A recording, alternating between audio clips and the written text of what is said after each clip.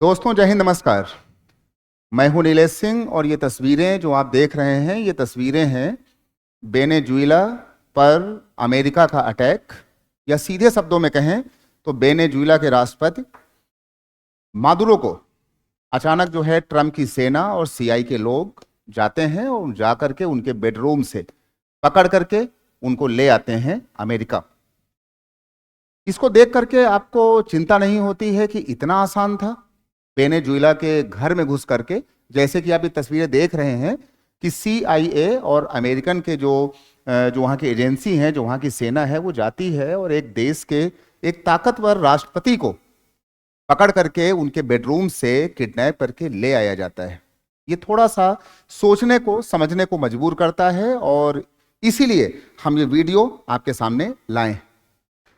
Venezuela में जो ये हाल अभी 2026 और 25 में हुआ, जो आपने देखा है, करीब 250 साल पहले भारत ने भी कुछ ऐसा ही देखा था, जब रॉबर्ट क्लाइव ने करीब आज से 250 साल पहले बंगाल पर कब्जा किया था।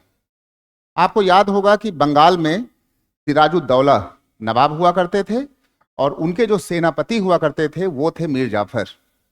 तो रॉबर्ट क्लाइव ने जो बंगाल को जीता था वो सेना की बदौलत नहीं जीता था, वो जीता था गद्दारी की बदौलत।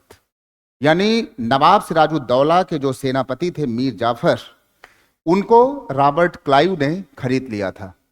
बस ऐसा ही हुआ है आज 2025 और 26 में, जब अमेरिका ने अपनी ताकत से या अपने फाइटर जेट से या अपने सेना से इसको जीता नहीं है, बल्कि यहां की सेना को, यहां के नेताओं को, यहां के सांसदों को लालच दे दिया गया, इनको खरीद लिया गया। सांसदों को लालच दिया गया कि हमारे साथ आ जाओ, हम जब यहां पर स्थापित होंगे तो आपको बड़े पद मिलेंगे, आपको अमेरिका में बड़े बड़े घर दे दिए जाएंगे, अच्छा पैसा मिलेगा। और वहां के नेता बिक गए, यानी वहां के सांसद बिक गए।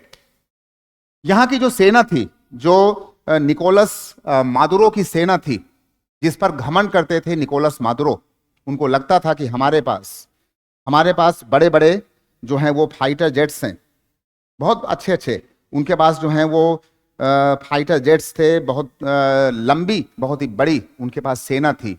तो निकोलस मादुरो कहते थे कि हमारे पास सेना है, रूस के दिए हुए सुखोई फाइटर जेट्स हैं और इसी के साथ साथ S-300, S-400 जैसे मिसाइल डिफेंस सिस्टम भी हैं, तो ये हमारा साथ देंगे। लेकिन जब ये अटैक हुआ, जब ये उनको गिरफ्तार किया गया, किडनैप किया गया, तो ये सारी की सारी चीजें बंद पाई गई। सेना ने चुप्पी साध ली, नेता सांसद वहां के बिक चुके थे और इस तरीके से निकोलस मादुरो को उन्हीं के देश में से आकर के किडनैप कर लिया गया। जैसे कि मीर जाफर को खरीदने के बाद नवाब सिराजुद्दौला को रॉबर्ट क्लाइव ने बंधक बना लिया था, बस वैसे ही यहां की सेना, यहां के नेताओं और यहां के जो सांसद हैं, सांसदों को खरीदने के बाद डोनाल्ड ट्रंप ने किया है। अब मामला यह है कि इसका मतलब यह हुआ कि 250 साल पहले जो हाल सिराजुद्दौला का हुआ, 2026 में आकर कुछ वैसा ही हाल वेनेजुएला के राष्ट्रपति निकोलस मादुरो का हुआ। और ये स्क्रिप्ट, ये पटकथा लिखी गई थी वाशिंगटन में।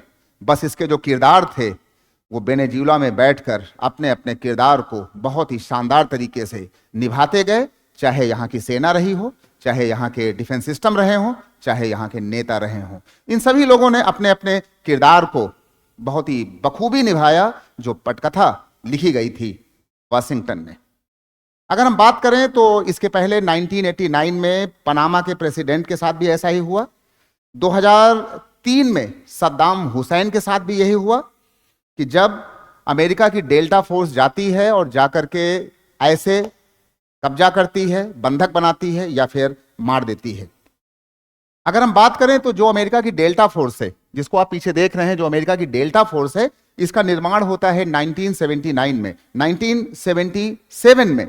और जो अपनी पैरा कमांडो है भारत की, उससे कहीं ना कहीं से इसको आप कमजोर, हल्का मानिए। जो डेल्टा फोर्स है जिसको बनाया गया भारत में, इसके पहले बन गई थी, भारत के बाद 1977 में डेल्टा फोर्स बनाती है। और इसी डेल्टा फोर्स ने, चाहे हम ईरान की बात करें, ईरान में भी इसका यूज किया गया था, चाहे हम ISIS की तरफ इसकी बात करें, वहां पर भी इसका यूज किया गया था, और आज यहां पर भी उसी अमेरिकन डेल्टा फोर्स का यूज किया गया CIA, अमेरिकन खुफिया एजेंसी की मदद से।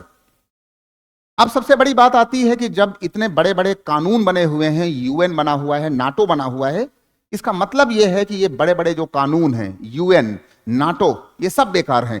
ताकतवर देशों के लिए ऐसा कोई कानून मायने नहीं रखता है।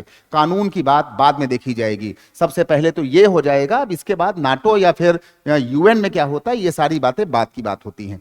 सबसे बड़ी बात है कि होता है कि ताकतवर लोगों के लिए कानून कोई मायने नहीं रखता है। इसलिए सबसे पहले जो देश हैं, जो लोग हैं, उनको खुद में मजबूत होना पड़ता है। जब आप खुद में मजबूत होते हैं तब ये कानून आपके ऊपर प्रभावी होते हैं। नहीं तो इस तरीके से चाहे नाटो हो, चाहे UN हो, ये सारे कानून निष्प्रभावी माने जाते हैं।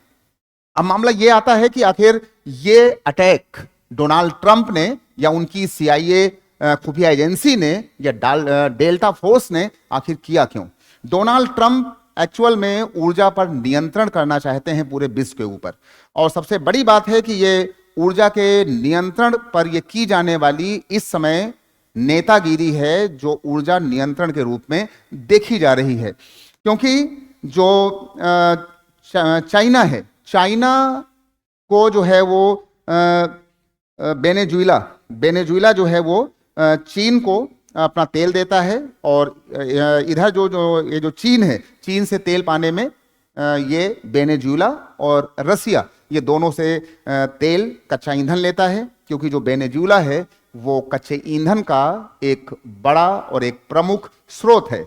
उधर लगातार पिछले कई सालों से ईरान और इराक में जो अमेरिका की फोर्स हैं, जो अमेरिका की सेनाएं हैं, वो लगातार गच्चा खाती रहीं। तो अब एक बार फिर से अमेरिका ये चाहता है कि ईरान को फिर से देखा जाएगा और खाड़ी देशों पर फिर से अटैक किया जाएगा। इसके लिए उसको अपनी तेल, अपने ईंधन की मजबूती, ऊर्जा की मजबूती चाहिए, और ये मजबूती उसको वेनेजुएला ही दे सकता है। इसके बाद क्या हुआ है कि अब ये हुआ कि इन तमाम चीजों के बाद जब सभी कानून बर्बाद हो गए, लागू नहीं हुए, और सबसे बड़ी बात है कि ये हमला US के डेल्टा फोर्स ने तब किया कि जब चीन के राजदूत, चीन के दूत 3 घंटे से मीटिंग कर रहे थे वेनेजुएला की राजधानी कराकस के अंदर। और इस चीन और वेनेजुएला की राजधानी में जो मीटिंग चल रही थी चाइना और इसकी वेनेजुएला की, उसी के बीच में, उसी के समय अमेरिकन की डेल्टा फोर्स ने जाकर के वहां के राष्ट्रपति को किडनैप किया और पकड़ करके अपने देश ले आए। इसका मतलब यह हुआ कि चीन क्या अब अमेरिका के खिलाफ कुछ बोलेगा या सिर्फ वक्तव्य जारी करेगा? वैसे चीन ने इस पर आपत्ति की है, तो चीन ने अपनी आपत्ति जाहिर की है, और रूस ने निंदा किया है अमेरिका के खिलाफ। लेकिन अब ये निंदा और ये आपत्ति किसी एक्शन में बदले जाएंगे या नहीं, ये देखना होगा। लेकिन अगर हम बात करें चाइना की, तो चाइना कभी भी सीधे अमेरिका से टक्कर नहीं लेना चाहेगा, लेकिन अमेरिका के सामने चाइना कभी भी किसी मुद्दे पर पीछे हटता भी नहीं है। या हम यूं कहें कि आने वाले समय में हमारा जो ये विश्व समुदाय है, जो वर्ल्ड के देश हैं, क्या ये विश्व युद्ध यानी वर्ल्ड वॉर 3 की तरफ बढ़ते हुए देखे जा रहे हैं?